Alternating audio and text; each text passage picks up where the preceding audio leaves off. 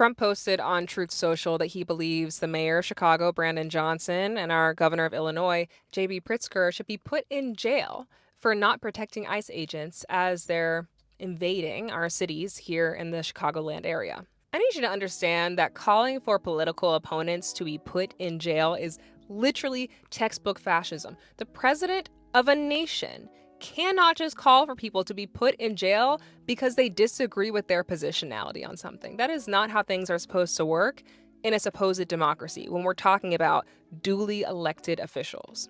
This should be alarming to you, regardless of what side of the aisle you fall on. The contradictions are just abound here. I feel like the Republican Party is always talking about how they want to, give more rights back to the states, less rights on the federal level, keep it local, keep it local. Okay, we can have a conversation about that, but you can't say that you want rights to go back to the states and then override the explicit desires of local leadership. Over and over again, we've seen a very united front here in Illinois. Our lieutenant governor, and our mayor of Chicago specifically are all saying we do not want ICE or the National Guard here. Crime is down. This is not necessary, and this is not going to help us in any way, shape, or form. If anything, this decision is going to be highly inflammatory and distressing for everyone who lives in the state. And lo and behold, that's exactly what's coming to fruition. Older people are getting arrested. We're seeing people being assaulted by ICE agents. This is literally not making anyone more safe. Brother, nobody needs saving. Chicago is not a war zone, and American cities should not be the place where the military is training, where the military is getting their chops up. Do not buy into the narrative that this man is saving anyone. He's not. He's actively antagonizing and imperiling the entire Chicagoland area, and that needs to be stated very clearly.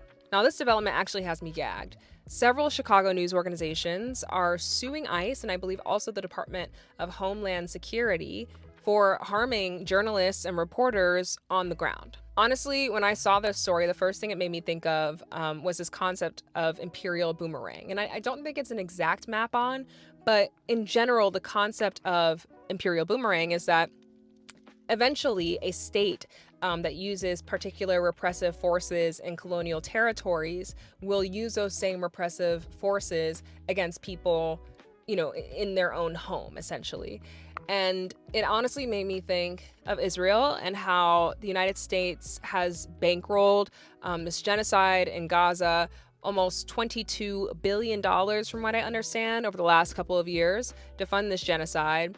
And so that is the United States proliferating and enabling a particular kind of repressive state violence against our Palestinian cousins. And so is it any surprise, right, that these kinds of tactics are also being deployed now on people in the United States? It's not an exact map on, but this concept of imperial boomerang, what you excuse elsewhere, you'll eventually excuse inwards in a very intimate manner, is disturbing. And it really is the first thing that came to mind when I saw this story, because there's no world in which press and reporters should be targeted. They're there to do their job, right? Protesters shouldn't be targeted by people who are employed because of our tax dollars. And yet, here we are. Again, this is authoritarianism. This is fascism.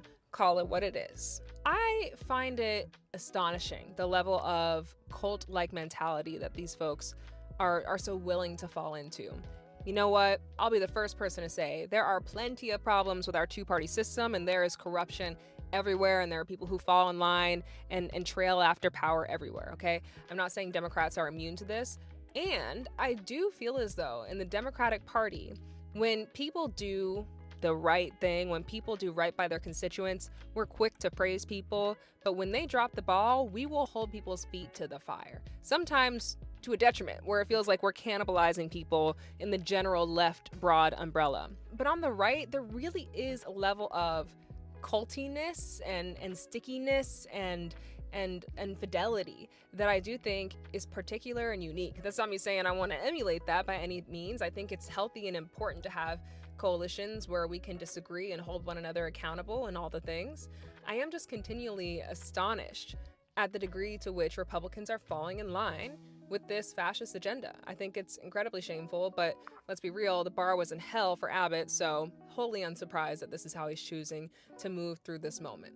Because this was an order that came from the federal level, the federal government is paying for this, and about 400 troops are going to be here in total, based on what we know right now. So I think it's important for everyone to know that your taxpayer dollars are being used to send National Guard troops to a city where it has explicitly been said that we do not want nor do we need this level of intervention because crime levels are down and we have everything under control.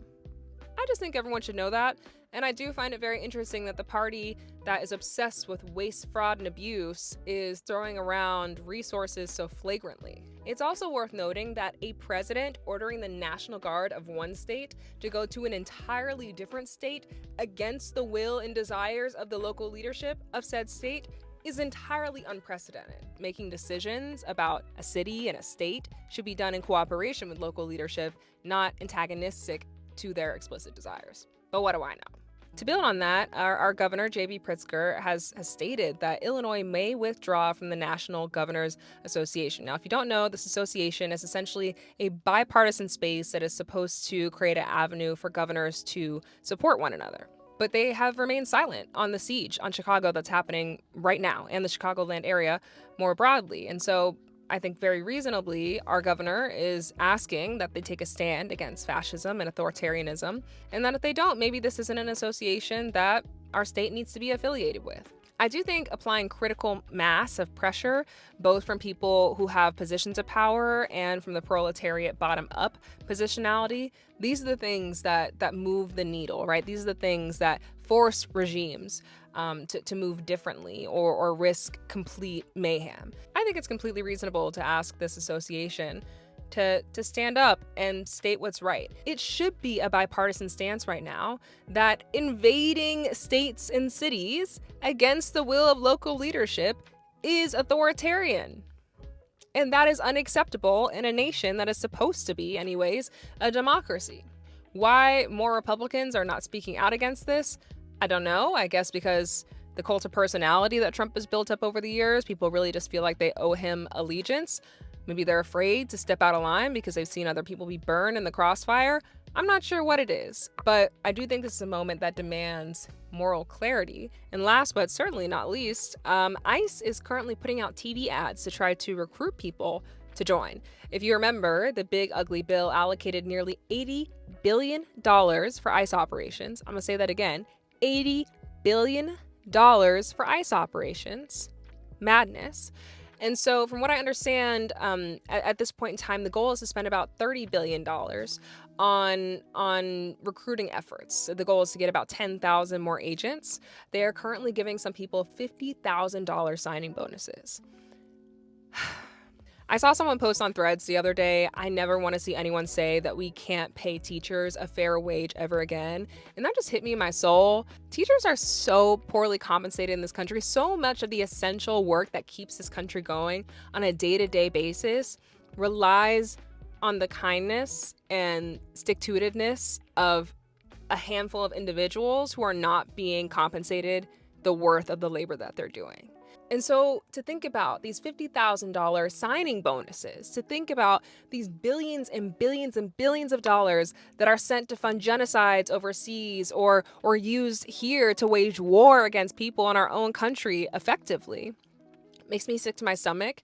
Because if there were different people making decisions about these resources, it could all be so different. Even if a fraction of that $80 billion went towards unhoused people and addressing that crisis, went towards making sure people are fed, went towards continuing to fund critical programs like Medicaid and SNAP, this could be a country where people's material needs are met. And I think that's something that people also don't understand, that so much of the discourse about crime in this country misses a critical aspect of that conversation, which is that when people's material needs are met, less crime happens. Now, I'm not saying that there will not be any crime at all. You know, humans are going to human, bad things are going to happen. But we know that when people's material needs are met, there is less crime. So much of crime and informal economies comes out of necessity, of people being driven into a corner and feeling as though they don't have another option, right? Especially when we're talking about things like petty crime. And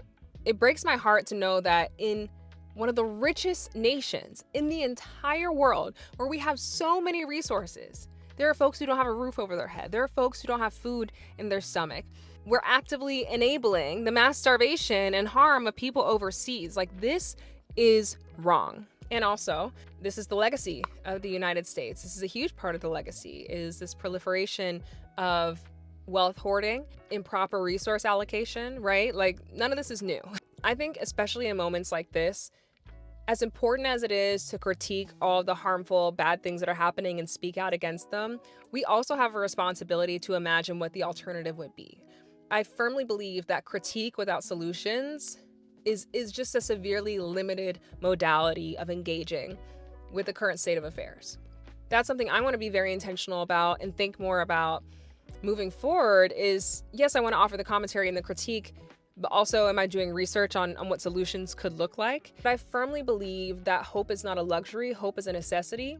And without it, there's no point to any of this, to education, to movement building, right? If we truly didn't believe another kind of world was possible, we wouldn't be talking about how broken this one is in the first place. What would be the point? To talk about it for the sake of talking about it? No, we talk about it because we want to change it, because this is a matter of life and death, truly. I will continue posting these videos to keep you all updated on what's happening here in Chicago. Don't forget to like, subscribe, and share so other people in your life can stay in the loop.